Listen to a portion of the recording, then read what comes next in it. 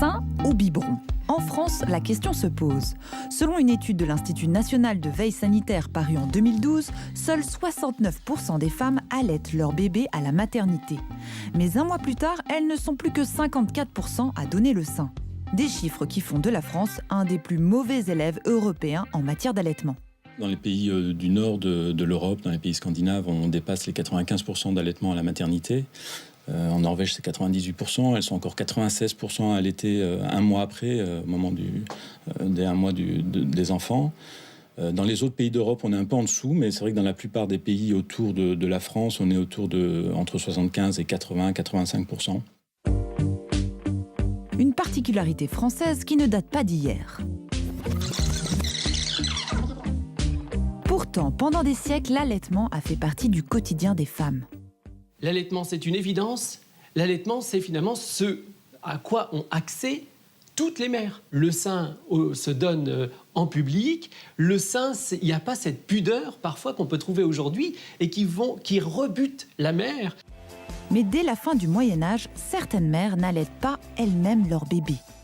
On met l'enfant en nourrice lorsqu'on est dans les plus hautes strates de la société parce que la femme ne veut pas abîmer son corps, ne veut pas déformer son corps, ne veut pas abîmer ses seins. Et donc, on voit apparaître les premières nourrices, ce qui est tout à fait naturel. Des nourrices qui donnent le sein. Une pratique encore très courante à la fin du 19e siècle. Et c'est aussi à cette époque que le biberon devient une véritable alternative. Le lait, désormais stérilisé, permet de pallier les carences alimentaires des mères.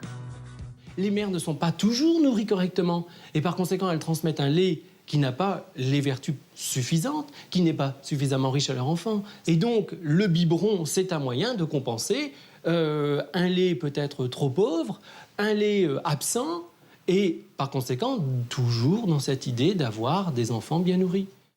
Et c'est vraiment dans les années 70 que le biberon connaît son heure de gloire. Les femmes travaillent, veulent reprendre possession de leur corps. Et le biberon devient un symbole de leur émancipation. Résultat, en 1972, seuls 37% des mères donnent le sein. Des chiffres qui inquiètent l'Organisation mondiale de la santé qui finit par s'engager en faveur de l'allaitement maternel. 1990, c'est le moment où, très clairement, on inscrit dans la pierre le fait que les mères doivent allaiter et que c'est majeur. Et que les professionnels et que les associations, finalement, que toutes les structures qui s'intéressent à ce moment de la vie, toutes ces structures doivent être là pour donner l'information et puis pour donner l'information sur l'intérêt d'allaiter. Conséquence, en 1998, plus d'une femme sur deux allaite à nouveau en France. Mais la promotion de l'allaitement tournerait parfois à l'injonction. C'est en tout cas ce que dénonce Elisabeth Badinter dans un essai paru en 2010.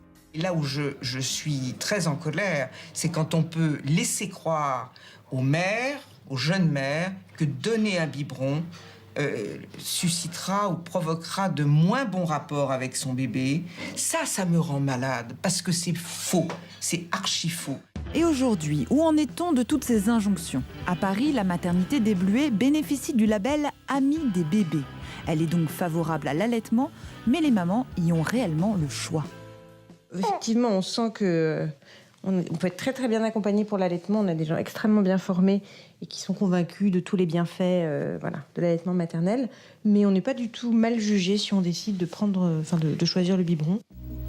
Sein ou biberon, un choix auquel les Françaises ne semblent pas prêtes à renoncer. Anne-Sophie,